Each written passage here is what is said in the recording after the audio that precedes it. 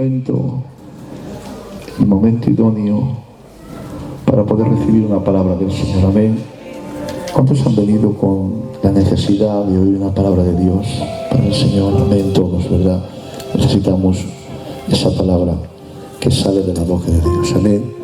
Hoy tenemos con nosotros, como estamos anunciando de hace ya un tiempo, a un, pues, más que un amigo, para mí es como un hermano mío en la carne. Así lo tengo. Hace más de 15 años que Dios me dio el privilegio de conocer a este siervo del Señor. Y si algo destaco de él, es su transparencia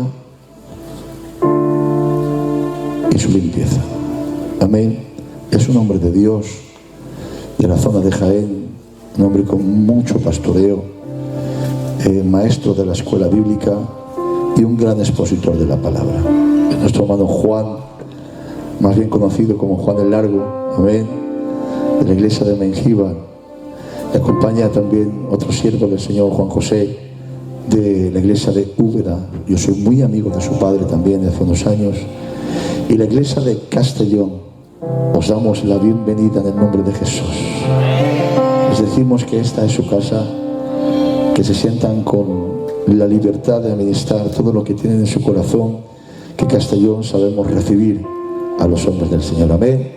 Lo vamos a tener hoy por la tarde y mañana también sábado. Escuchen, mañana, luego no me pregunten, mañana sábado a las 7:30 también habrá un culto aquí, ¿vale? Vente también, que va a ser 2 días donde Dios te va a hablar al corazón. Vamos a dar un fuerte aplauso y recibimos a los siervos del Señor.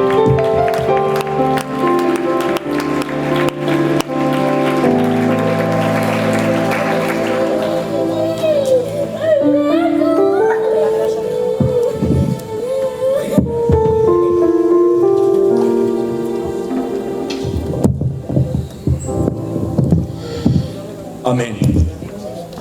Que el Señor os bendiga mucho. Para mí es un honor, un privilegio el poder estar delante de la presencia del Señor y cómo no, pues en esta tarde poder compartir un culto con todos ustedes. Me llamo Juanjo, soy candidato de la iglesia de Baeza, Jaén, y vengo pues acompañando a mi hermano Juan. Amén. Vengo únicamente acompañándole y a disfrutar de estos momentos, porque creo que esta es una de las formas también de disfrutar el Evangelio. Poder escuchar, poder conocer a hermanos en Cristo que desconocemos, y tengo que decir que aunque nos separa distancia, somos hermanos. Amén. Y en este momento pues quiero agradecer al siervo del Señor, al Juan, mi hermano Juan, el poder brindarme esta oportunidad de estar aquí con él, y cómo no, pues a los ancianos, al obrero, al pastor Ismael, el que me permita pasar por la estrada simplemente a saludar a la iglesia. Amén.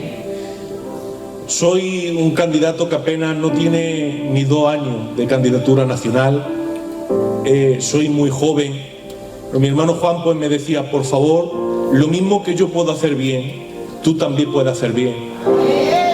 Podrías compartir algo a la iglesia, y de esta forma pues salimos beneficiados tanto de una parte como por otra. Y para mí pues es un desafío no solamente por mi juventud, sino también pues por el elenco de hombres de Dios que han pasado por esta estrada, por el pastor que ustedes tienen, por los obreros que ustedes tienen y por todos los siervos en general. Amén. Pero ¿qué les parece si yo también les comparto algo y les hago bien? Amén. Miren, me gustaría únicamente poder aportarles una parte de la introducción a un tema que yo recientemente, mi pastor me ha dado el privilegio de poder compartir en mi iglesia. Amén. Solamente es parte de la introducción para hacerles bien. Amén. Y quisiera hablarles de la fe. Pero quisiera hablarles de la fe, de una fe correcta, de una fe más allá de creer sin ver. les quiero hablar de la fe a través de la teología de la cruz. Para que ustedes entiendan qué es esto de la teología de la cruz. La teología de la cruz no es otra cosa sino que la forma en la que Dios se revela también al hombre, pero donde el hombre no lo espera. Miren, la mayoría de nosotros hablamos de fe como si la fe fuera algo que se puede percibir al ser humano de una forma clara, como si el simple hecho de creer significara ver más, tener más control de las cosas, pero nada más lejos de la realidad. Muchos de nosotros no hemos podido autoconvencer de que la fe es sinónimo de esperar mientras se fragua aquello que estoy pensando.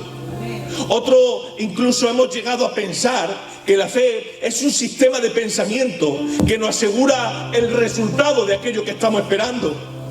Pero miren, cuando hablamos de fe, solemos hacerlo del deseo humano de la seguridad. Queremos una fe que nos explique qué es lo que nos pasa.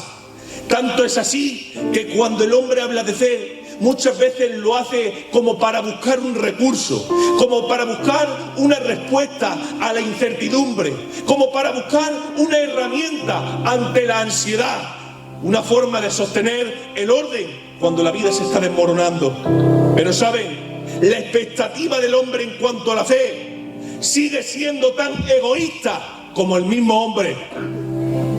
Queremos una fe que responda a nuestras preguntas, no que confronte nuestros pensamientos. Queremos una fe que aclare nuestra idea, no que nos complique nuestra mala manera de vivir. Queremos una fe que avale nuestras cuestiones, no que las desmonte por completo. Es por eso que el ser humano tiende a valorar su fe por los resultados visibles más que por interiorizar aquello que cree. Si hay paz en nuestra vida, decimos, hay fe. Si hay bendición en nuestra vida, decimos, Dios está obrando. Si hay respuesta positiva a nuestra vida, es que nuestras súplicas están siendo escuchadas. Pero, ¿y cuando es todo lo contrario? ¿Combatimos con la fe o con un sistema racional humano? Permítanme decirles que en muchas ocasiones el hombre ha tratado la fe como un contrato implícito con Dios. Si yo confío en ti, tú me tienes que responder. Si yo espero, tú tienes que obrar. Si yo me mantengo, tú me tienes que respaldar. Pero esto nos conduce única y exclusivamente a una fe que es totalmente falsa, a una fe que es totalmente ficticia, a una fe que es totalmente superficial, que por una mala interpretación hemos llegado a ser aquellos niños inocentes con la expectativa de tener aquello que estamos pidiendo. Y muchos podrían decir, pero es que la Biblia dice, el que pide recibe, el que busca halla, al que llama se le abre. Pero solamente nos tendríamos que acercar al contexto de esto para que ustedes entiendan realmente lo que nos estaba hablando aquí el texto sagrado. Aquí, en este texto, la clave está en que Dios es presentado como un padre y no como una máquina que concede deseos. Aquí el autor, cuando habla este texto, el autor utiliza esta metáfora para mostrar una relación, esa relación paterno-filial que Dios tiene como padre con nosotros. Aquí podemos ver ese vínculo que Dios tiene con nosotros, sus hijos. Permítanme decirles, Dios te cuida como un padre, Dios le escucha como un padre, Dios decide en su vida como un padre. Y por nuestra parte, esta respuesta ante esto muestra ese vínculo que tenemos que tener. Ahora bien, cuando Jesús dice pedir, buscar y llamar, no está hablando del deseo del hombre, no está hablando del capricho del hombre, no está hablando de la satisfacción del hombre. Aquí Jesús quiere hacer ver que la actitud de confianza y dependencia que tienen que tener aquellos que creen en Él fielmente. El Hijo, nosotros como hijos, tenemos y podemos pedir a nuestro Padre. Nosotros como hijos tenemos y podemos buscar a nuestro Padre. Nosotros como hijos tenemos y podemos llamar a nuestro Padre. Pero esto no indica necesariamente que el hijo va a recibir lo que pidió, que va a encontrar lo que buscó y que va a entrar donde allí llamó. De hecho, en ningún momento la Biblia nos promete que Dios nos va a conceder lo que pedimos. En ningún momento la Biblia nos enseña que vamos a recibir respuesta a aquello que estamos preguntando. No siempre Dios le va a contestar como usted espera, pero permítanme decirlo, sí, ha hecho tanto daño el falso evangelio neopentecostal dentro de nuestras congregaciones que erróneamente esto también se ha predicado y se ha llevado a la práctica. Ese evangelio falso neopentecostal que busca la gloria del hombre, que busca la bendición del hombre y le da más importancia al hombre que al mismo Dios. De hecho, el neopentecostalismo presenta la fe como un medio para activar bendiciones. Y te tengo que decir, iglesia del Señor, es incierto que si pides con fe, Dios te va a dar lo que quieres. Es mentira que si declaras positivamente con fe, Dios te va a conceder aquello que planteas. Es una falacia totalmente ignorante creer que por decrete, mediante oraciones con supuesta fe, tienes poder para recibir todo lo que quieres. Que no se crean ese falso evangelio. Quizá usted ha escuchado, ora y vas a ver el milagro. Pide con fe y tendrás todo aquello que te proponga. Declara con fe sano al enfermo y Dios lo sanará. Ata al demonio y deja que se manifieste. Que no, iglesia del Señor. Si te das cuenta, este evangelio es totalmente antropocéntrico. Únicamente le quiere darle la gloria al hombre. Únicamente quiere darle la importancia al hombre. Pero tengo que decir que aquella persona que verdaderamente ha entendido el evangelio no le da la gloria al hombre. No pide por sí mismo, sino que lo que únicamente necesita y requiere es alinear su persona a la perfecta voluntad de Dios. Para que me entendáis, el pasaje este nos muestra más quién es Dios, más que cuál es la fórmula para concedernos Dios aquello que le estamos pidiendo. Es por eso que tengo que decir que Dios no siempre se le va a revelar en el éxito. Dios no siempre se le va a revelar en la forma positiva. ¿Saben por qué? Porque la idea de que Dios se revela al ser humano donde menos lo espera ocurre allí, en la cruz del Calvario. Es por eso que primero tengo que deciros que hay gente que solo ve a Dios en el éxito. Hay gente que solo ve a Dios en el poder. Hay gente que solamente ve a Dios en los milagros. Hay gente que solamente ve a Dios en la victoria. Para que me entendáis, si algo va bien y tiene éxito, llámenlo negocio, llámenlo vida personal, llámenlo trabajo. Pensamos que está ahí Dios, pero tengo que decir que allí cuando estás pasando por un mal momento, Dios también se revela. Tengo que decirte que Dios también se revela en la debilidad. Dios también se revela en el sufrimiento. Dios también se revela en el fracaso aparente. Dios también se revela incluso en la pérdida de un ser querido. Y es esto que podemos ver en la cruz de Cristo. Para el mundo, la cruz era vergüenza. Para el mundo aquel entonces, la cruz era derrota. Para el mundo en aquel entonces, la cruz era humillación, la cruz era fracaso. Pero para la fe, es en ese momento justo, Dios estaba actuando para salvar a la humanidad que se estaba perdiendo. La teología de la cruz nos enseña algo realmente profundo, y es que Dios vence perdiendo. Dios muestra poder ante la debilidad. Dios trae vida a través de la muerte. Es por eso que la cruz es el centro del cristianismo. Pero podrás preguntarme, ahora bien, ¿cómo desarrollo yo esta fe que tú me estás hablando? Y tengo que decir, y con esto te dejo, confía en Dios aunque no vea el éxito. Cree en Dios aunque estés sufriendo. No descanse en tu experiencia, no descanse en tu fuerza, no descanse en tus habilidades. No dejes que la apariencia de aquello que ves aparentemente que se disuelve te haga entender que todo está perdido. ¿Saben por qué? Porque les sigo reiterando, a veces nos parecemos a ese pueblo, que no vemos a Dios por ningún lado, pero realmente el Dios, aquel hombre que estaba crucificado, era Dios que estaba salvando a la humanidad. Con esto les dejo.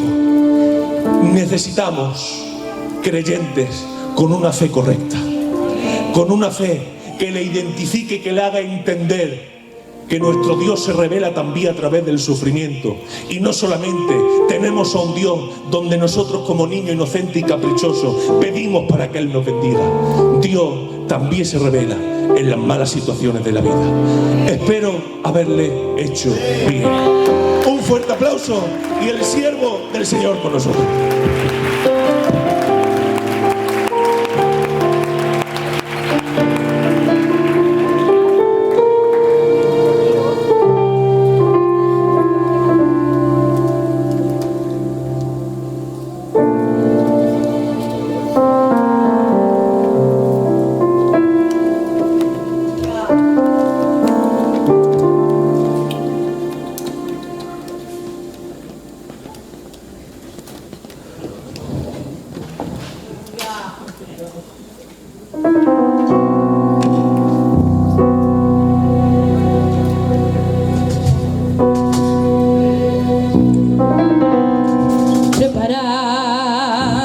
Preparar los caminos que viene el Señor.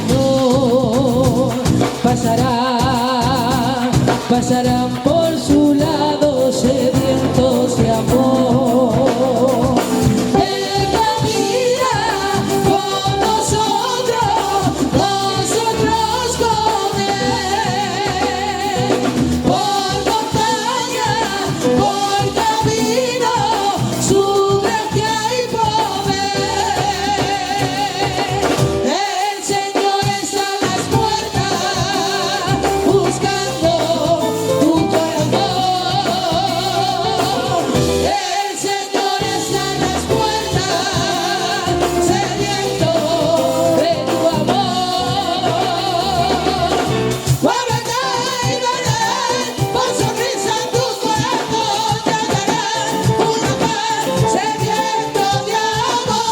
Muévete y verás por sonrisa en tu corazón. Te dará una paz sediento de amor. Muévete y verás por sonrisa en tu corazón. Te dará una paz sediento de amor. Muévete y verás por sonrisa en tu corazón. Te dará una paz sediento de amor.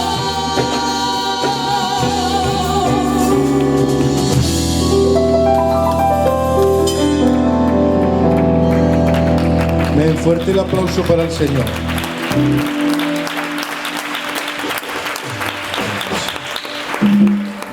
Bueno, gloria a nuestro Dios. ¿Cuántos pueden decir amén? Y para Dios poderoso, aleluya.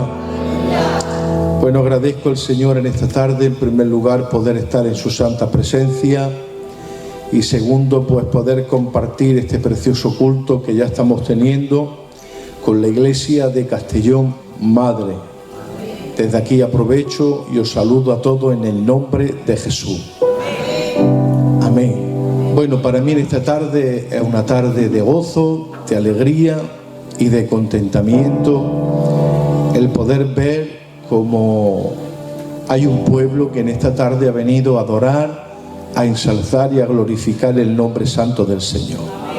Me da mucha alegría ver gente conocida, el tío José, nuestro hermano Luis, amén, el tío Manolito, gloria al Señor, nuestro hermano José, candidato, gloria al Señor. Y bueno, y algunos más que desde aquí no veo. Si se me pasa alguno, pues disculpadme, ¿vale? Me da alegría en esta tarde verle y ver cómo la Iglesia del Señor camina. Bueno, y cómo no, ver a dos grandes amigos míos, como es nuestro hermano José, amén, más conocido como el José de la Nenilla, gloria al Señor, amén. Me da mucha alegría, hemos comido en su casa, que hemos gozado, nos hemos regocijado, amén, gloria al Señor. Y bueno, y cómo no, pues está aquí presente en este culto, que ya lo ha dicho él, no con un buen amigo mío, porque eso se quedaría corto, sino prácticamente con un hermano carnal en la carne, como es nuestro hermano Ismael y la Carmen, el pastor que ustedes tienen, amén, por la gracia del Señor. Para mí en esta tarde un gozo y una alegría poder estar aquí con él, con su niña, con su compañera. Si yo tuviese que hablar del Ismael, pues ya me quedaría corto. Yo tuve la oportunidad de conocer a vuestro pastor por medio de un mensaje. Yo estaba pastoreando una iglesia y no lo estaba pasando bien, lo estaba pasando bastante mal.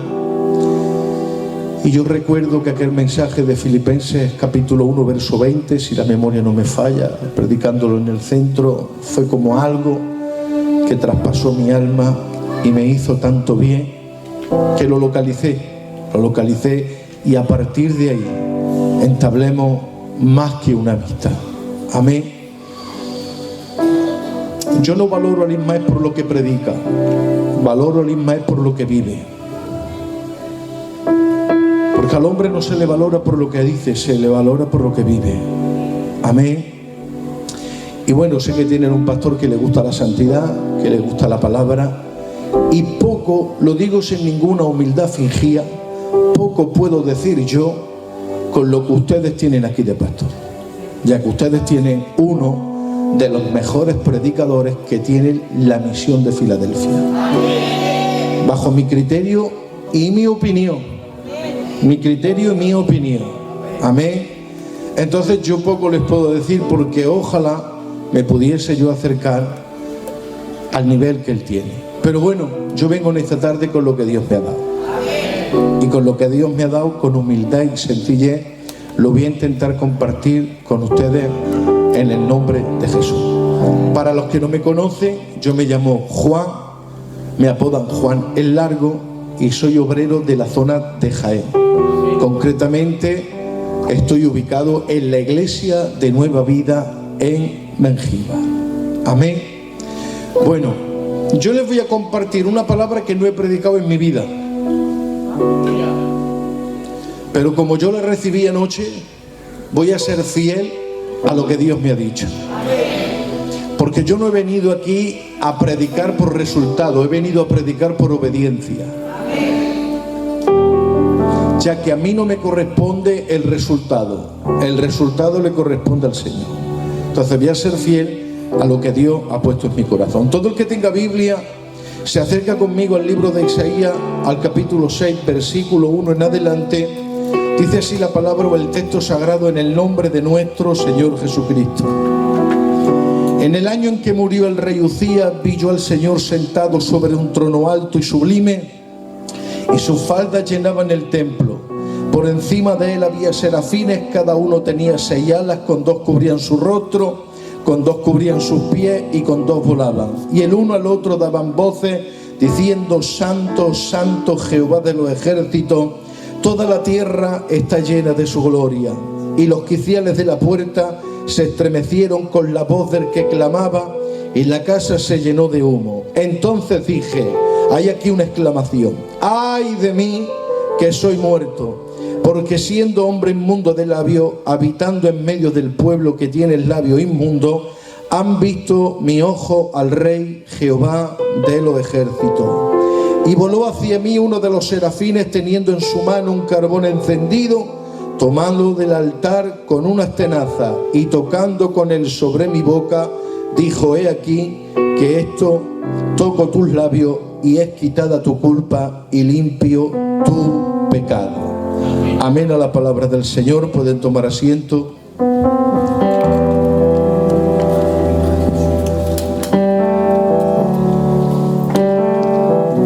Son menos 25, a ver si para las 9 podemos terminar. Amén. Bueno, indispensablemente, cuando tocamos el capítulo 6 del libro de Isaías, entendemos que es una visión y un llamamiento que Dios hace a un profeta que, como bien se le llama en la teología o algunos teólogos, Isaías es la miniatura bíblica en este libro, ya que el libro de Isaías abarca 66 capítulos. Amén. Pero es indispensable comenzar haciendo una breve introducción con un personaje ilustre y relevante que aparece en el capítulo y dice: en el año en que murió el rey Uzías. ¿Qué os parece si en esta tarde, en unos minutos, planteamos el tema conociendo bíblicamente quién era este rey? Vamos a hacer una biografía de este rey, amén, para poder ir introduciéndonos poco a poco en este tema. Tengo que decir y comenzar diciendo que el rey Uzías era un rey que comenzó a reinar sobre Judá a una temprana edad. Era aproximadamente de 16 años, amén, cuando reemplazó a su gran padre Amasías. El rey Uzías tuvo un reinado de aproximadamente 52 años. Fue un rey que al principio de su reinado se caracterizaba por hacer lo recto ante Dios. Buscó a Dios bajo las instrucciones del profeta Zacarías. El profeta, y ahí fue donde comenzó a tener un reinado de prosperidad, no solo como rey, sino que también la prosperidad del rey abarcó al pueblo. Tengo que decirle algo: la bendición se transmite. Fue un hombre que no solamente fue bendecido sino que esa bendición también se transmitió al pueblo. Amén. Fue tanto la bendición y la prosperidad del rey Uzías que era el hombre más influyente de toda la nación de Israel. Era el emblema de la nación que tuvo grandes logros, los cuales en esta tarde yo les voy a enumerar. Lo primero que tomó y que tuvo como grandeza fueron los logros militares que este hombre logró. Amén. En esos logros militares la Biblia nos refleja, tanto en el libro de Reyes como en el libro de Crónicas, amén, que venció al gran ejército y al poderoso ejército de los filisteos. ¿Quién eran los filisteos? Los filisteos era la potencia más grande de aquel momento. Era un ejército que estaba adiestrado para la guerra, entrenados para conquistar territorio. ¿Y qué hizo también? No solamente derribó la potencia mundial en aquel momento como eran los filisteos, sino que también derribó los muros fortificados de Gat. No solamente de eso, sino también de Jabnia, de Absadó. Y no solo eso, dominó todo el territorio de los árabes y también de los amonitas. Tanto fue así que su fama llegó hasta todos los confines de la tierra y la nación de Egipto se quedó impresionada. No solamente eso, fue un rey que llegó a tener entre 300 y 307.000 soldados especializados para la guerra y para conquistar territorios. Luego era un rey poderoso, era un rey con grandeza, era un rey que en sus logros militares otro rey normal y corriente no podía haber abastecido todo lo que este hombre pudo abastecer. Y no solamente se queda ahí en su biografía, no solamente tuvo logros militares, es que también tuvo un desarrollo económico poderoso y grandioso. ¿Cuál fue el desarrollo económico que este rey estableció en la nación de Judá y de Israel? Primero, amén, no solo fue un buen estratega militar en la guerra, en cuanto a la economía, fue un buen administrador y fue un hombre con muchísima visión. ¿Por qué? Porque fortificó a Jerusalén con torres muy elevadas para tener una gran vigilancia a la hora de defenderse de los enemigos. Segundo, no solamente hizo eso, sino que construyó también unas torres bastante habitantes elevada en el desierto. Amén. Tercero, cavó una cisterna bastante grande y poderosa que la abasteció de agua para que no solamente bebiera el ganado, sino que también bebieran los siervos y bebiera el pueblo. Era un hombre que también era amador de la agricultura. Quiere decir que era un rey que era próspero en el campo, era un rey que tenía bastante trigo, era un rey que tenía bastante economía en cuanto a la agricultura y en cuanto al campo. Y no solamente eso, también estableció una ganadería poderosa, no solamente de camellos, no solamente de asnos, sino de todos los animales que podían desarrollar un servicio poderoso en la hacienda. Y sexto, no solamente eso, sino que también fabricó maquinarias de guerra para lanzar saetas y piedras desde las murallas de Jerusalén para derribar a los enemigos. No sé si se dan cuenta, es un hombre visionario, es un hombre de proyecto, no es solamente un hombre de presente, es un hombre de futuro. Este era el rey Uzías.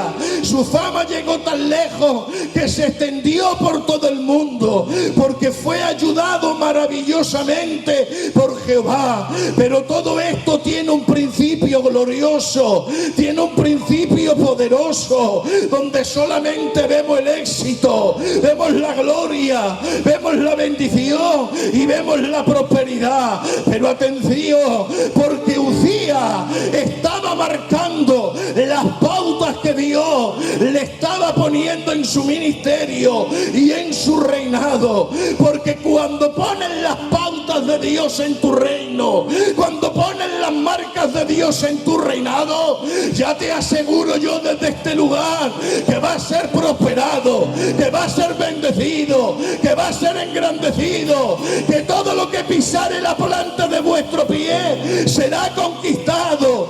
Esa es la etapa gloriosa que ha tenido el rey Uzías. El rey Uzías, hasta el versículo 15, es un hombre glorioso, es un hombre poderoso, es un hombre, amén, que ha desarrollado una visión bastante grande. Pero lo marca la palabra y dice: porque este buscaba a Jehová. Y te voy a decir algo: el secreto de la bendición en tu casa es que busques a Dios.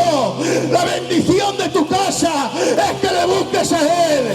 El secreto de que tu matrimonio funcione es que le estés buscando constantemente a Él. El secreto de que los hijos vengan a la iglesia y tengan una vida abundante es porque tienes que buscar a Dios. Y en esta tarde te digo, iglesia de Castellón, ha llegado el tiempo de buscarle a Él, a Él, a Él, a Él. Apláudele al Señor.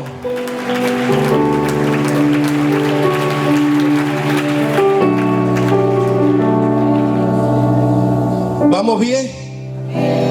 Ustedes me dan confianza, ¿no? Ay.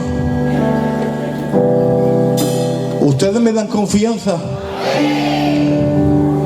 Tío Manolito, esta es la parte buena del rey, pero también tiene su parte mala. Pero ¿sabes qué? Dios te quiere con tus virtudes y con tus defectos. Pero en el versículo 16 comienza la vida desastrosa del rey Uzías. Su caída comienza en el versículo 16. El problema comenzó cuando él se vio engrandecido, Luis. Él se vio glorioso. Él se vio lleno de bendición. Él se vio todo cuanto tenía alrededor, dice, y su corazón se enalteció y se llenó de orgullo. Ay, su corazón se enalteció. y se llenó de orgullo. El problema comenzó cuando su corazón se llenó de orgullo. Y la Biblia nos narra y nos marca la palabra, que dice la palabra del Señor, que entró en el templo para quemar incienso. Ay, rey Uzías, tú no estás diseñado para quemar incienso. Tú eres el rey que tienes que aplicar las leyes, la justicia y tener un reino saneado. Pero tú no te puedes meter a quemar incienso en el templo. ¿Sabes por qué? Porque el quemar el incienso es solamente algo que está propuesto en la Biblia para los sacerdotes y la descendencia de Leví. Y cogió, dice la Biblia, cogió el incensario, se metió en el altar del incienso para quemar el incienso. Y algo ocurrió allí. Cuando se metió en el lugar que no le correspondía, automáticamente la Biblia dice que lo hirió. ¿Y cómo lo hirió? Lo hirió con la lepra, y la lepra le brotó en la frente, y los 60 o 70 sacerdotes le salieron al encuentro para frenar la mala comportación y la mala influencia de aquel hombre. Amén. Fueron contados por el sacerdote, fueron confrontados por el sacerdote Azarías y otros sacerdotes.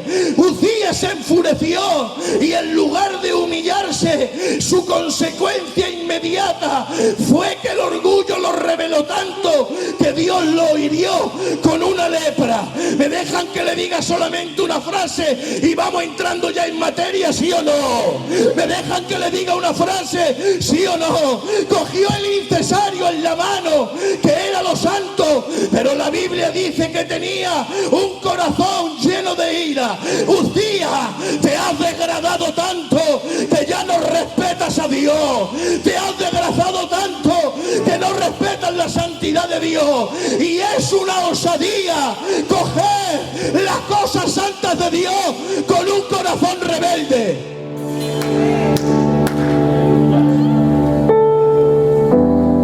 ¿Han escuchado eso?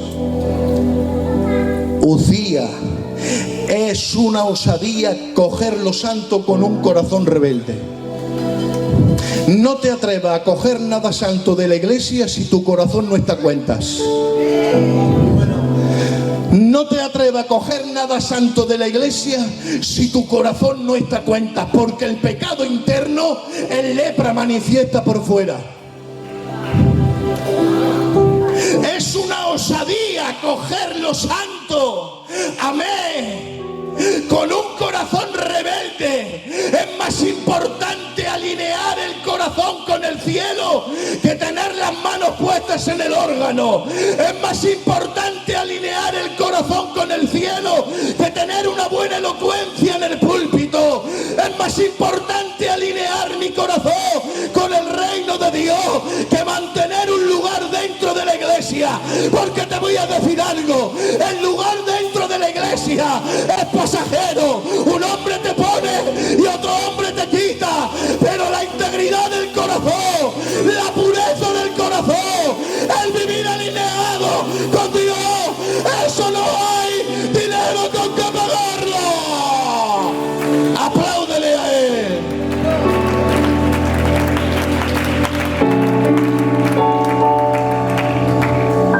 ¿Me dejan que lo diga? Estoy cansado de ver gente rebelde ocupando lugares santos.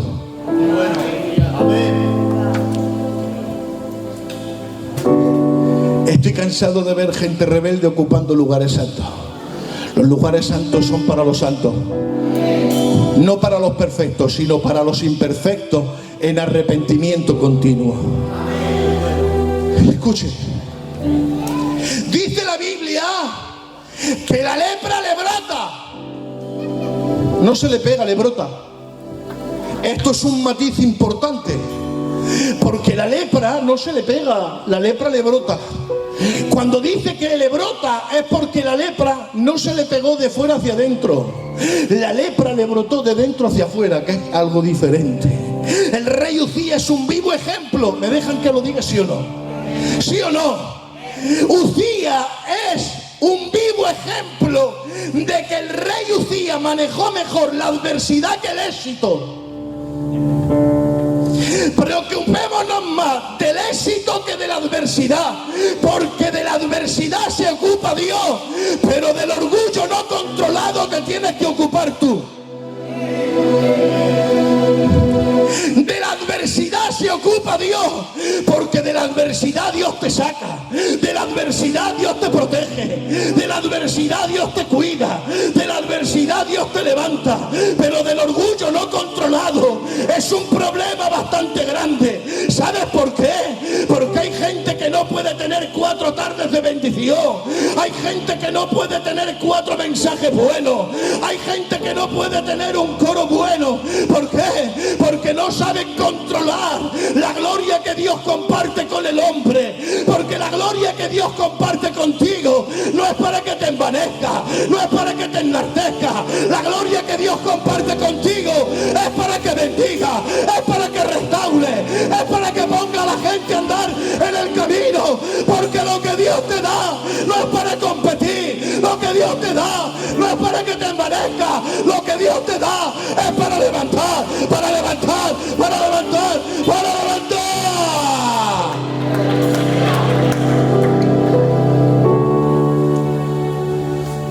Le brota, no se le pega de fuera, le brota de dentro. ¿Sabe lo que le estaba recordando Dios al hombre? Que el hombre por naturaleza es leproso. Si alguien tiene pañuelo lo agradecería, porque tengo unos cuantos kilos de más y con respeto de ustedes pues sudo. No se le pega de fuera, le brota de dentro. ¿Sabe lo que nos está recordando esto? Que el hombre todavía lleva la naturaleza dentro y cuando se descuida le sale lo que lleva dentro.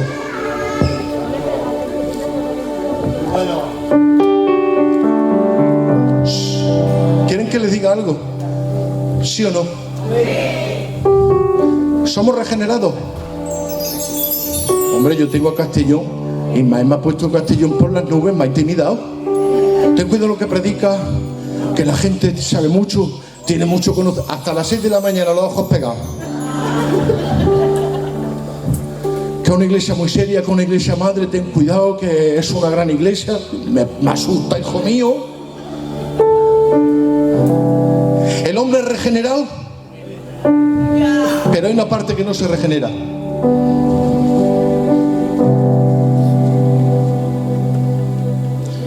El hombre y la mujer tienen una parte que no se le regenera hasta que el cuerpo no sea glorificado, la concupiscencia. Porque si la concupiscencia se regenerara, seríamos impecables, entonces seríamos como Cristo. Pero la concupiscencia se va a terminar de regenerar o va a desaparecer cuando el cuerpo sea glorificado. En la glorificación del cuerpo ya no hay deseo, en la glorificación del cuerpo ya no hay ganas de pecar, en la glorificación del cuerpo, amén, ya no hay odio, en la glorificación del cuerpo ya no hay interés, en la glorificación del cuerpo hay santidad, en la glorificación del cuerpo es para decirle por una eternidad: santo, santo, santo, santo, santo. Mientras tanto, el deseo lo llevamos dentro, la concupiscencia la llevamos dentro. No te olvides que aunque eres un hombre y una mujer regenerada, hay una lepra que lleva dentro, y me da más miedo la lepra que brota dentro de mí que la lepra que se pega de fuera, porque la lepra que se pega de fuera por una compañía la dejo y desaparece, porque la lepra que se pega de fuera con un mal negocio la dejo y se cura, pero hay la lepra que lleva dentro, es la lepra de mi orgullo, es la lepra de mi urbanidad, es la lepra de que me creo superior, es la lepra de que dependo de mí. Ahí hay un problema, pero ya lo dijo el apóstol San Pablo, libro de Efesios, capítulo 5, verso 18, y perdónenme los lutos, la Biblia dice: no embriagaros de vino en el cual hay disolución, antes bien, sé lleno del Espíritu Santo. Tengo que decirte algo, hay algo que te controla, y lo que te controla no son las obras de teatro, no son las meriendas, no son los cafés, lo que te controla es la llenura del Espíritu Santo.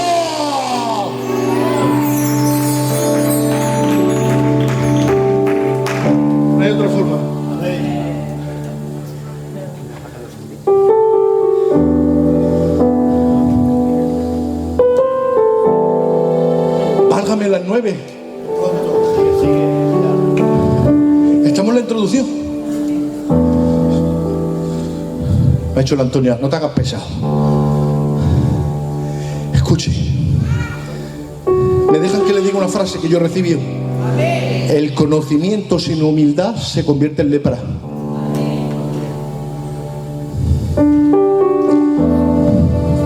El conocimiento sin humildad se convierte en lepra. Cuando dejó de depender de Dios, le brotó la lepra. Cuando dejó de depender de Dios, le brotó la lepra. Acompáñenme.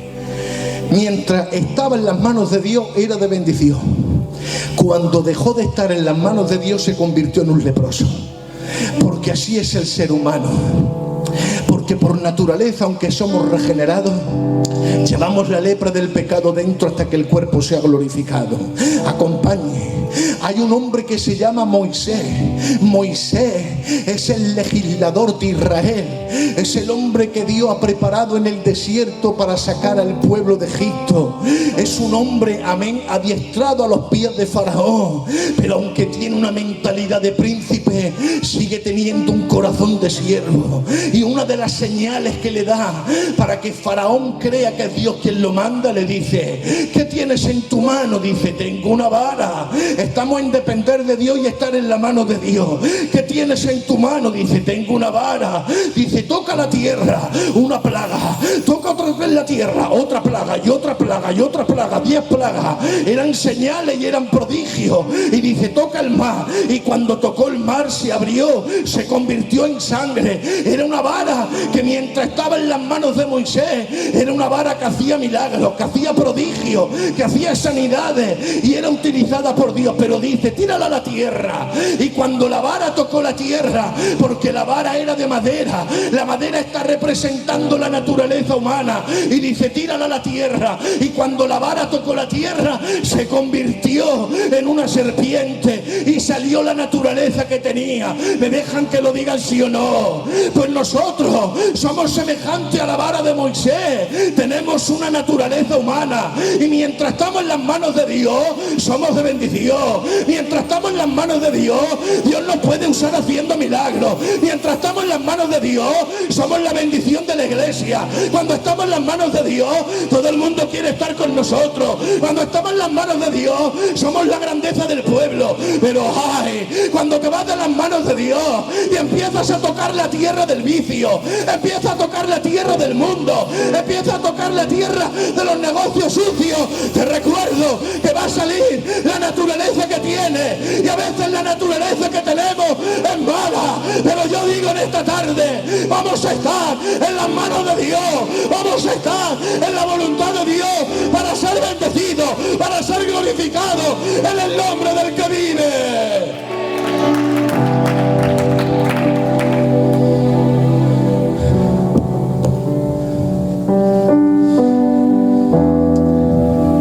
Yo lo digo por mí, y me da igual que estoy grabando esa cámara.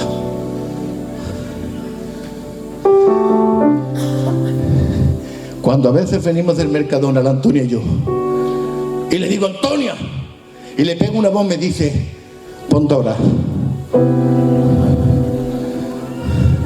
O cuando viene el Ronda, digo: Ronda, ponte a orar.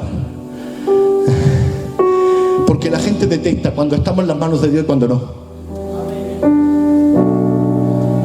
Cuando está en las manos de Dios, ninguna administración la cuestiona. Cuando no está en la bendición y en las manos de Dios, eres el puntilloso de la iglesia.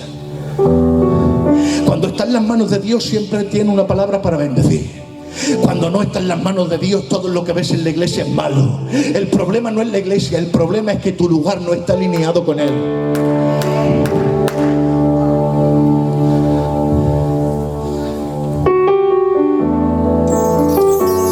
Dice la palabra del Señor en el libro del Éxodo, en el libro de Números capítulo 11, capítulo 10, versículo 1 en adelante. Estamos en las manos de Dios, en depender de Dios. ¿Ustedes me aguantan, sí o no? Estamos en depender de Dios. Le dice el Señor a Moisés: hazte 2 trompetas de plata y hazla a martillo. Ha hecho Moisés con el martillo algo primoroso. Ha cogido y golpeando el martillo, le ha dado forma a la plata y han sacado 2 trompetas. Amén. Esas 2 trompetas tenían algo específico y algo glorioso. Te lo voy a decir. Estas trompetas, cuando se tocaban 2 veces, el sonido de las 2 veces era para la reunión de la congregación, era para que la congregación se juntara. Pero cuando solamente se tocaba una vez, era para reunir a los príncipes, para reunir a los líderes. Quiere decir que estas trompetas se tocaban: 1, para reunir; 2, para mover; 3, para ir a la guerra; 4, para celebrar la fiesta solemne. Pero acompañarme, la Biblia también refleja otro utensilio, que este no es de plata, que este no es de oro, este se le llama el shofar. Te lo digo de otra manera, es el cuerno de carnero. Y el cuerno de carnero servía: 1, para avisar del peligro; 2, para convocar al pueblo; 3, para anunciar eventos solemnes; 4, para anunciar la fiesta religiosa. ¿Y qué me quieres decir con esto, Juan? Pues yo te voy a decir algo poderoso. ¿Cuál es la diferencia entre el shofar y la trompeta? La trompeta era de plata, trabajada por manos artesanas. Su uso era solamente para ordenar y organizar. Y atención, solo la tocaba el sacerdote. Esta trompeta tenía un sonido fino, tenía un sonido estructurado. Pero el cuerno de carnero era algo natural, de un cuerno natural de un animal. Tenía un sonido más espiritual, era más solemne. Pero atención, este lo podía tocar cualquier persona que estuviera asignada para tocarlo. Tenía un sonido áspero, tenía un sonido agudo, pero apuntaba más al despertar del pueblo que a organizarlo. Y te voy a decir una verdad bíblica en esta tarde. Algunos se parecen a las trompetas de plata, que por el material que tienen se creen que son exclusivos, se creen que son los mejores, se creen que tienen que relucir ellos porque dependen de su material. Pero te voy a decir algo: aunque la trompeta era de un material y el cuerno de carnero era de otro material, tenían solamente un requisito: para que pudieran tener sonido, había alguien que las tenía que tocar, porque si no las tocaba, solamente servían de adorno, solamente servían para quedarse en un rincón. Pero cuando había alguien que las tocaba, eran productivas. Y te voy a decir algo: no hagas elecciones dentro de la iglesia, no empequeñezcas a nadie dentro de la iglesia diciendo: yo soy la trompeta de plata y ese es el cuerno de carnero, porque los dos, si no son tocados por él, nada podemos hacer. Apláudele, apláudele.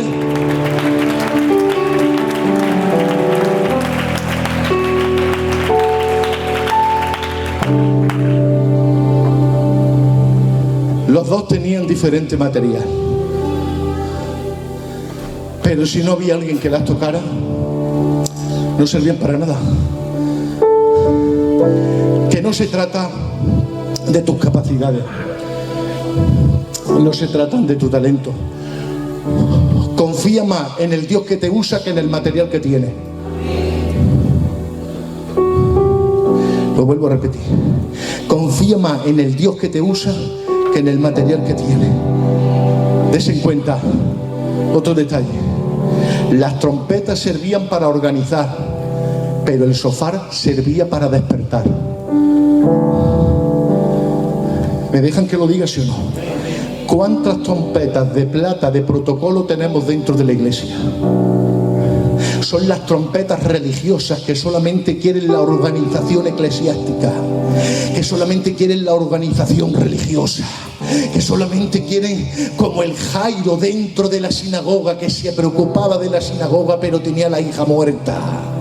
Era la gente, o son la gente que se preocupa mucho por el sistema religioso, porque se creen indiscutibles servirle, pero yo no quiero gente que me organice, quiero que me entiendan el contexto, quiero gente que me despierte. Dios no está buscando a trompetas de plata que tienen un sonido elocuente, que tienen un sonido armonioso, que tienen un sonido bonito, pero que cuando termina el culto los quedamos vacíos, secos y sin religión. Solamente queda el sonido en la retina de la memoria. Yo quiero el cuerno de carnero, ese que es agudo, ese que es feo, que nadie da un duro por él, pero que cuando se toca la gente se pone a orar, la gente se pone a ayudar, la gente se pone a restaurar. No necesitamos tantas trompetas de protocolo dentro de la iglesia, necesitamos cuernos de carnero, que cuando Dios lo use la gente se despierte, se despierte, se despierte, se despierte.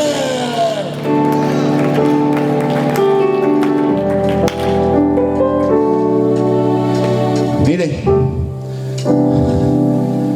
lo hago con buena sombra, ¿vale? Porque somos de Jaén. Somos de Jaén.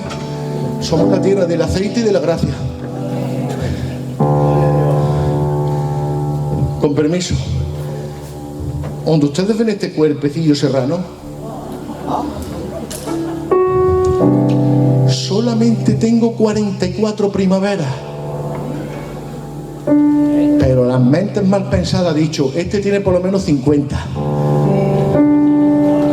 ¿Verdad que sí, tía? Menos mal que usted es sincera, tía. Pero tengo 44 años. El milagro que Dios ha hecho conmigo, se lo voy a decir. Es que yo conocí al Señor con 16 años. Me bauticé con 17. Y con 18 me pusieron a predicar. Yo no he fumado en mi vida. Con respecto de los hábitos, no he probado el alcohol en demasía en mi vida. No sé lo que haya sido extraño en mi vida. Yo solamente me he convertido y tengo una Biblia, tengo a mis rodillas en la habitación y lo que Dios pone en mi corazón. Y a Dios gracias le di por eso. Comencé a pastorear muy joven, amén. Llevamos ya pastoreadas 16 iglesias allí en mi zona. Y en las 16 iglesias que llevo, ya he visto de todo. He visto de todo, me he encontrado con de todo. Y ya gracias a Dios, amén, un poco el pastoreo me ha maltratado y también me ha tratado. Y sabéis de lo que estoy cansado, de ver que tiene una gente que tiene una buena voz, pero que Dios no habla por ellos. Estoy cansado de ver gente que ora bien, pero que vive muy mal en su casa. Estoy cansado de ver gente que se ponen en los primeros asientos y en las primeras filas con voces armoniosas, pero que Dios no transmite nada. Pero yo digo en esta tarde, no necesitamos tanto protocolo, no necesitamos tanta religión, no necesitamos tanta estructura. Necesitamos que la voz de Dios hable en los púlpitos, que la voz de Dios hable en el coro, que la voz de Dios hable por los que oran, porque lo que necesitamos en este tiempo es despertar, despertar, despertar, despertar. Apláudele al Rey.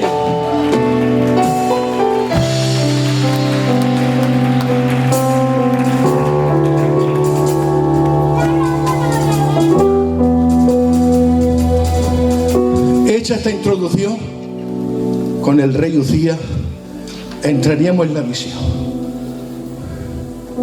¿Me dejan 10 minuticos nada más? Y si no, también, que estoy gozando. Palabra que me estoy regalando, ¿eh? Escuchen.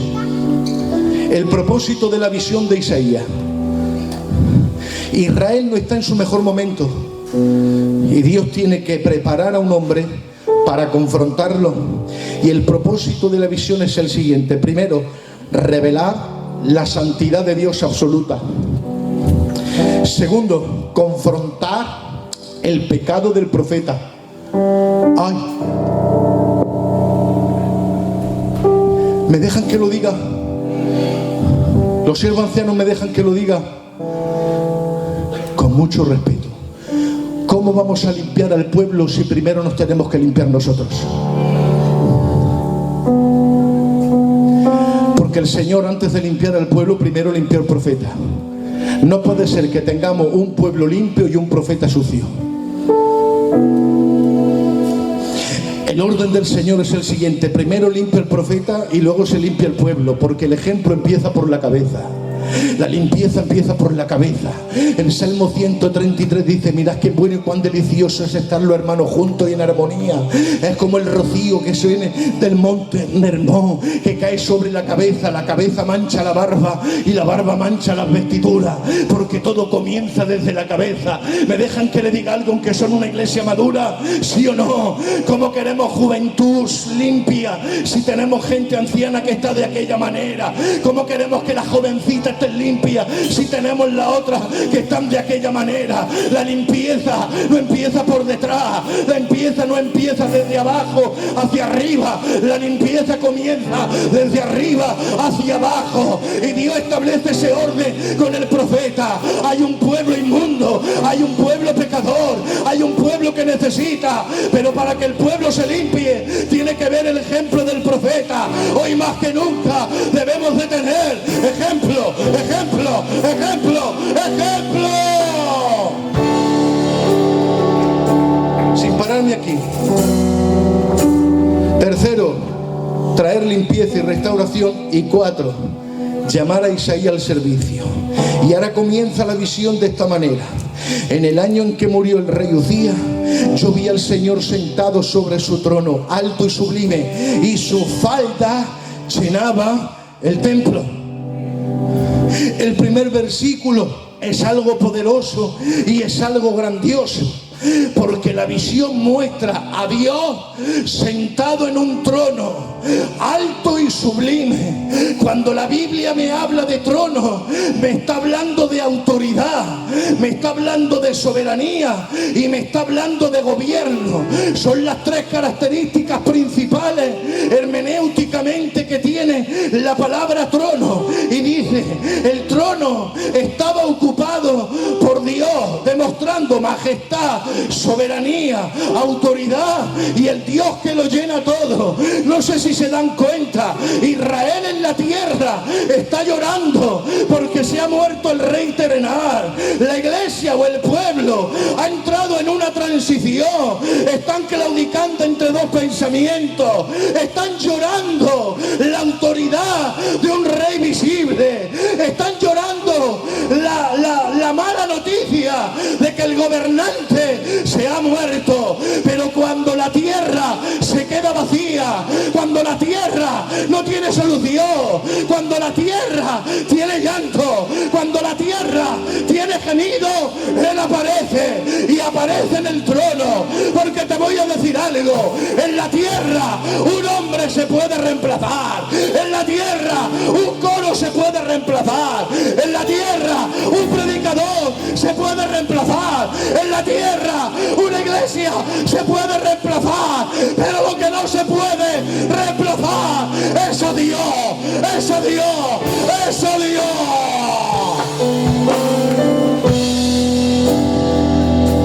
A Él no hay quien lo reemplace. Él es el rey por soberanía. ¿Me dejan que les diga algo? Cuando los reyes de la tierra dejan vacío el cielo, cuando los reyes de la tierra dejan vacía la tierra, el cielo sigue permaneciendo lleno. Escuche, porque lo que la tierra vacía, el cielo es capaz de llenarlo. Podemos sentir el vacío de un hombre en el descubierto de la tierra, pero ese descubierto que hay en la tierra es el único que lo puede llenar, es Dios. Te voy a decir algo, aplicándotelo a tu vida. ¿Qué vacío hay en tu corazón? ¿Qué vacío hay en tu vida?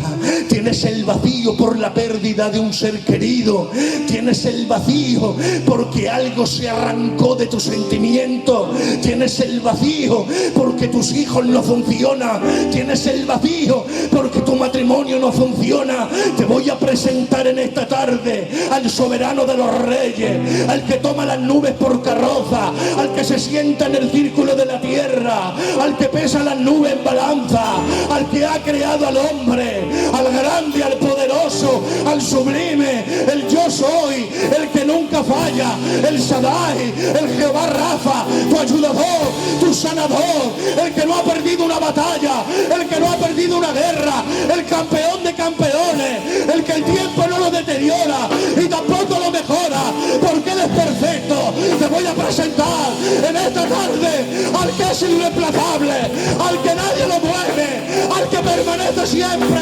Jesucristo, el Hijo de Dios. ¡Apláudale! ¡Sereba goba raba caballa! ¡Se te revesó la caballa! Esa es la demostración que le hace Dios a Isaías. ¿Me dejan que lo diga? Hay gente derramando lágrimas por lo que perdió, pero no está teniendo lágrimas para alcanzar lo que perdió. Porque las pérdidas en la tierra son momentáneas. Tenemos la esperanza eterna en el futuro, en el reino de los cielos.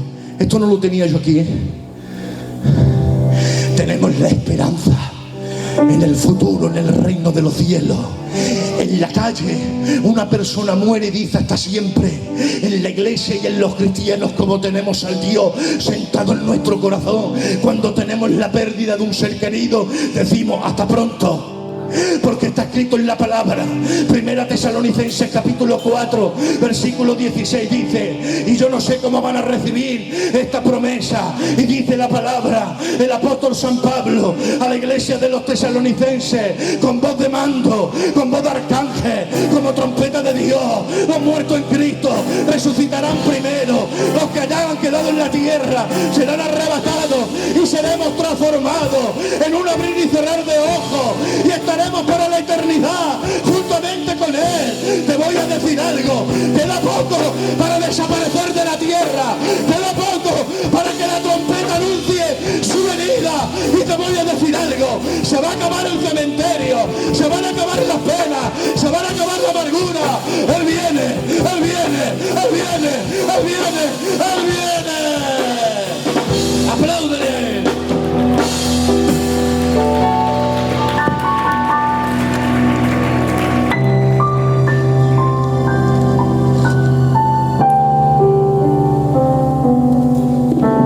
Esto en cuanto ocupa el que ocupa el trono. Hermenéuticamente esa es la exégesis del texto.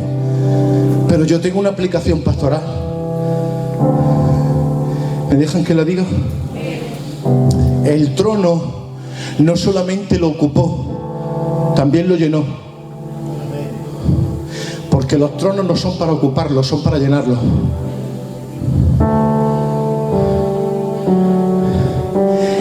Los tronos no son para ocuparlos, los tronos son para llenarlos. Hay gente que ocupa pero que no llena. Esto no se trata de ocupar un lugar, se trata de llenar lo que ocupas. Vuelvo a repetir esa frase. Esto no se trata de ocupar un lugar, se trata de llenar el lugar que ocupas. Porque el lugar que ocupa, amén, el lugar lo ocupas tú, pero lo tiene que llenar Dios. Por mucho que tú ocupes, si Él no llena, no hacemos nada.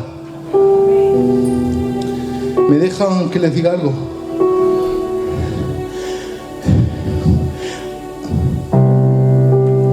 ¿Me dejan que les diga algo? Hay quien ocupa un lugar en la iglesia y desocupa con el testimonio.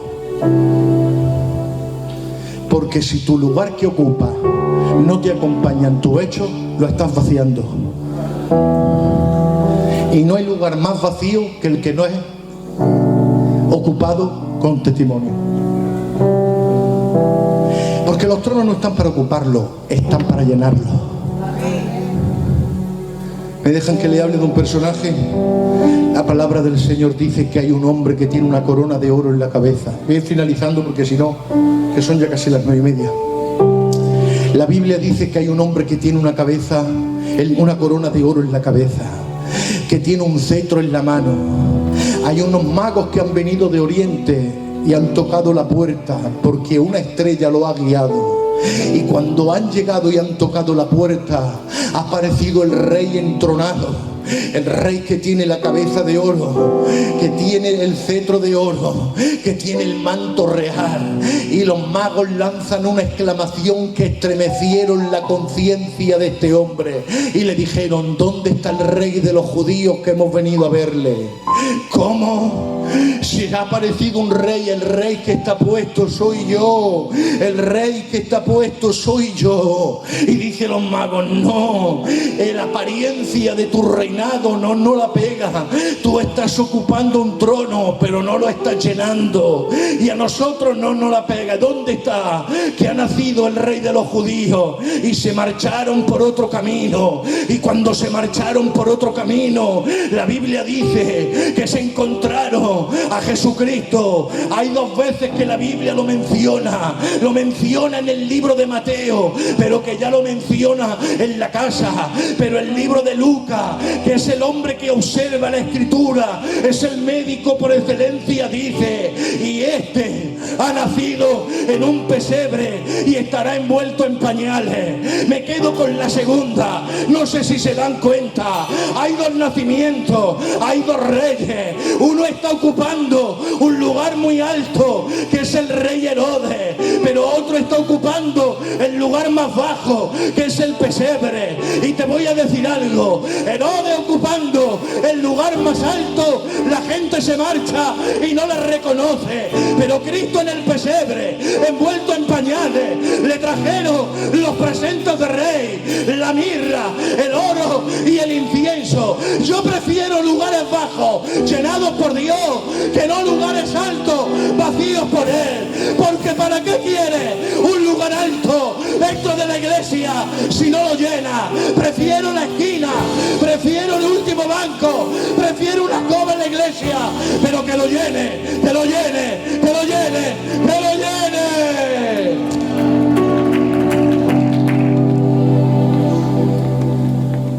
Prefiero lugares bajos llenados por Dios que no lugares altos vacíos de Él.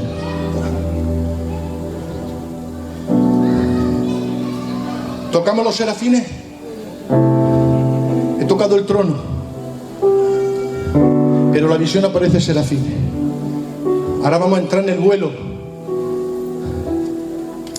La Biblia dice en la visión: por encima de él había serafines.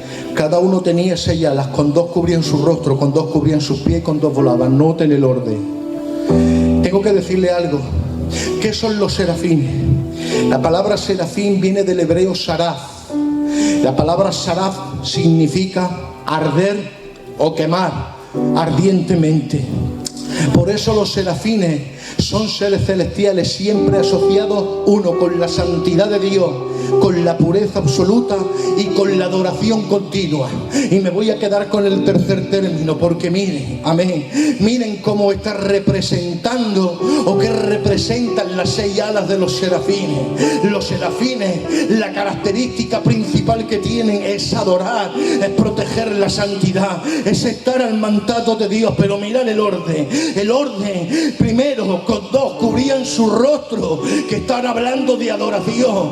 Con 2 cubrían sus pies, que están hablando de la humildad que tenían hacia Dios. Dice: y con 2 volaba. ¿Se dan cuenta del orden? Con 2 primero adora, con 2 son humildes y con 2 sirve. No sé si se dan cuenta. El orden primero es que adora y el último es que sirve, porque los serafines al lado del Señor están más interesados en adorar que en servir. La gente está desenfocada en el servicio, pero atención, el servicio sin adoración es actividad, pero el servicio con adoración es propósito. No queremos gente dentro de la iglesia desenfocada en el servicio, en el servicio, en el servicio. Queremos gente que adore, que adore, que adore, que adore.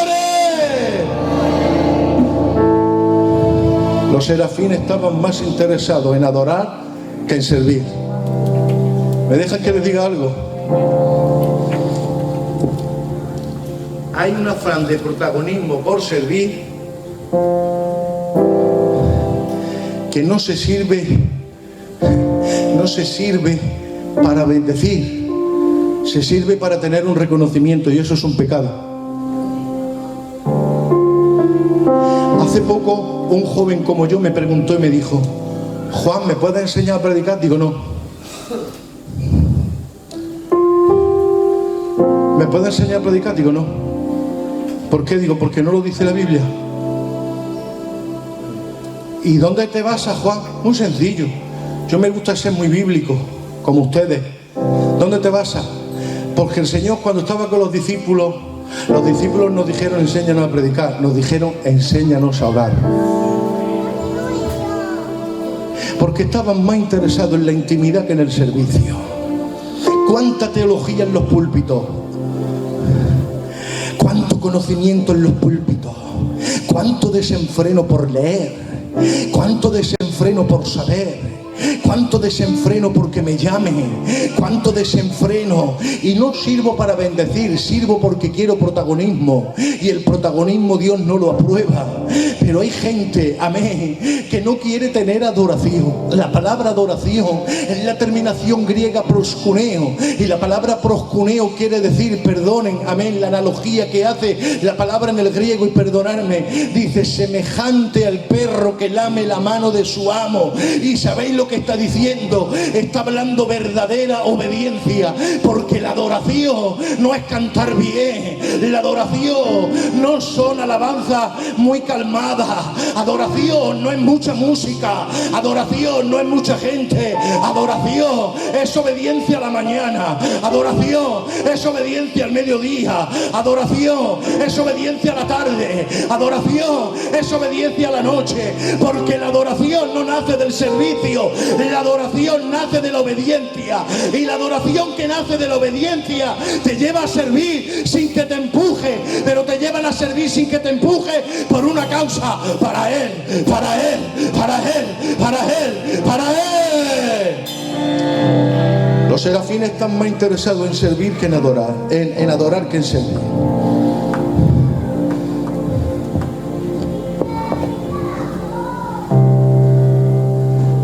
Me queda otro cacho, pero aquí lo voy a dejar. Dice: pero volaban por encima de él. Los serafines vuelan por encima de él y Dios no se incomoda. ¿Me están escuchando? Los serafines vuelan por encima de él y Dios no se incomoda. No siente envidia, no siente el recuerdo. Porque Dios entiende algo, que Él es el creador y los serafines son creación. Y el creador tiene el monopolio de la creación. No sé si me entiende. Luego Jesús, Dios que está sentado en el trono, cuando los ve que suben por encima de Él, no se incomoda. Porque el vuelo de los serafines, Dios no la interpreta como una amenaza a su trono.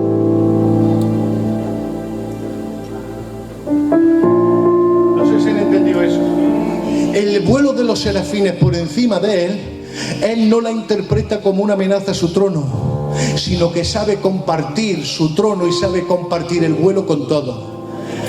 ¿Me dejan que lo diga sí o no? ¿Por qué sientes tú tanto envidia cuando alguien canta mejor que tú?